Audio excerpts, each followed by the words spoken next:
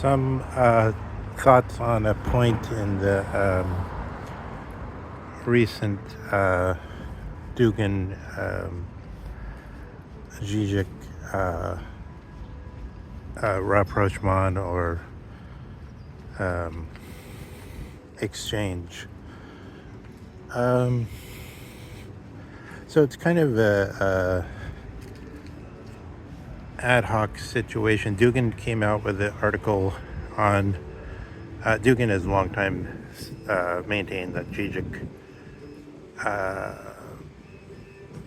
while correctly construing Lacan, is not very interesting as a thinker, and we should think about Lacan rather than Zizek.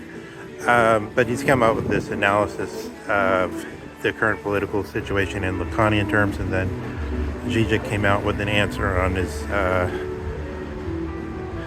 Substack. I just want to make a comment on the issue of veracity in such an exchange, and what the issues are in such an exchange. So these are probably the best living thinkers. But what can thinkers simply practice veracity? So, of course, Socrates is famous for either being ironical in the sense of dissembling, in the sense of concealing. One version would be to say Socrates, in order not to offend people, has to conceal his superiority in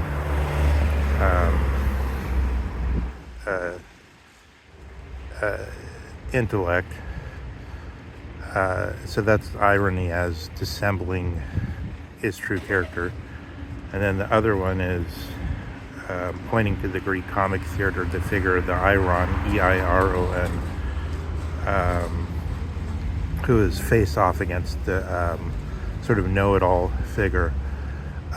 So we could see at the beginning, or maybe not the beginning, but the Platonic Socratic beginning, which comes in sort of into an already existing tradition of here's a discussion which has some rules and which is connected to the law courts at Athens, and therefore takes its rootedness or radicality from the situation in the sort of archipelago of policies in the 6th century BC or so, and then going forward towards Plato and Socrates in the 4th century.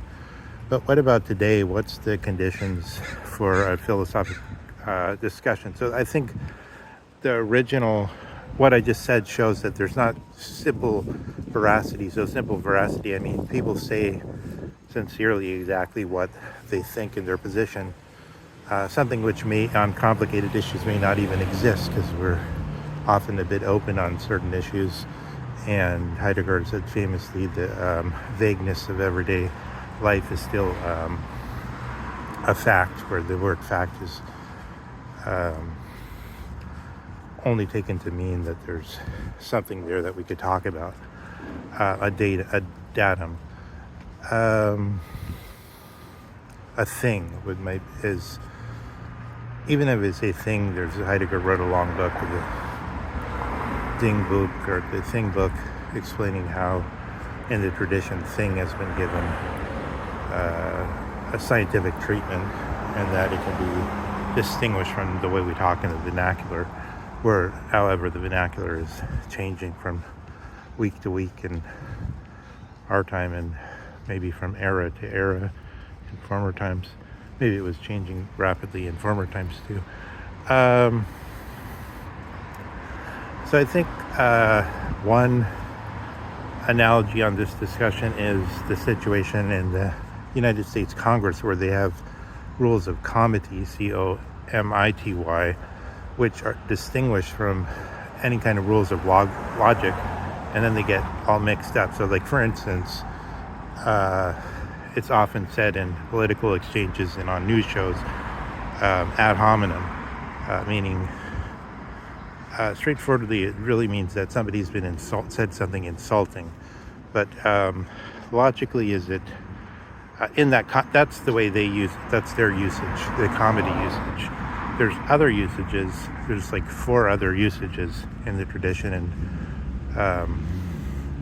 one would be the one of a special note would be the argument to the source of the thing, the genetic argument. So like, is vegetarianism wrong? And then you could say, Hitler was a vegetarian, therefore it must be wrong because Hitler's bad or something like that, or trying to undermine the argument by undermining the source of it. But that's not the primary meaning of ad hominem in political exchanges. It's more like you're disparaging me, and therefore the rules of comedy are courtesy. I could say it that way to put it sort of in a soft way.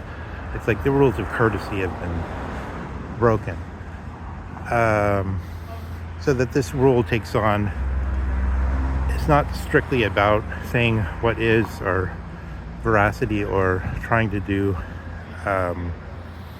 something logical, but it's something in addition to that which is a kind of concession to the real situation in the Congress. Like for instance, there was right before the Civil War, there was a guy called Sumner who came in from it's actually sort of interesting taken from the historical point of view, that he came in from the House of Representatives, which is regarded as the Democratic House, or the lower house, and he caned a guy in the so-called greatest deliberative body in the world, in the Senate. He hit him literally smashed his head open with a cane, injuring him very seriously. But it's interesting that he came from the lower vulgar body to the upper body to do that. But in any case, we could see why there's a sense where the rules of comedy or courtesy, which go beyond what would strictly count as the rules of a discussion between scholastics in the exchanges. Like if Thomas Aquinas were to write an exchange to one of his contemporaries on some point, it would be unnecessary to add all the refinements that later came in and Descartes' answers to his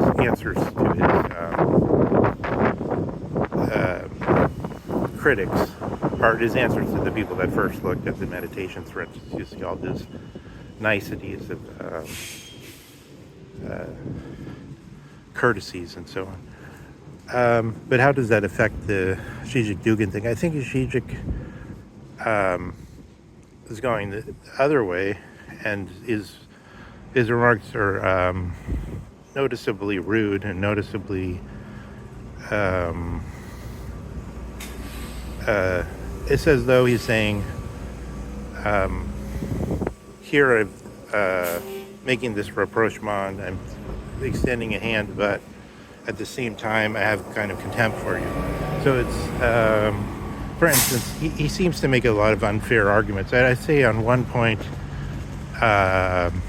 he says, Dugin hasn't realized in his account of the real that Aglaisha, A is A, that in the real a tree is a tree. He doesn't realize that already this is part of the Brownian knot and part of the whole intermixture of these terms, right? But of course, Dugin, it's so patently obvious Dugin is aware of that. His whole account takes that into account. But and there's other points like that. But what I want to say is probably this extra dimension is necessary even in the most strict philosophical discussion, right? Now let me just bookend this with a comment on the A is A issue of the real. This is exactly what Heidegger addresses in his the concept of sameness or of equality lecture, which is, you could hear him, you could hear his actual voice giving the lecture. which you can't in most of Heidegger's lectures. So far as I know, there's not that many tapes of Heidegger's work, but this is the point where the old philosophy, the essentialist philosophy, is coming into contact with existentialism. If we could use existentialism as a broad, vague name for all the things against the old essentialist philosophy, then you see that in this very point. And so that's obvious that this notion of the real, which is taken from the old essentialist philosophy, and specifically from the A-Gleiche, or the A the same as A, like A, Gleiche, like A, like A equals A, is already in Dugin's thoughts, and already in a way the background of this whole dust-up, and this whole, but also of the whole planetary struggle, which is actually given this names of liberalism as against traditionalism in Dugin's sense, where traditionalism is something coming out of liberalism and not literally going back to the Middle Ages. But okay, so that's enough for now.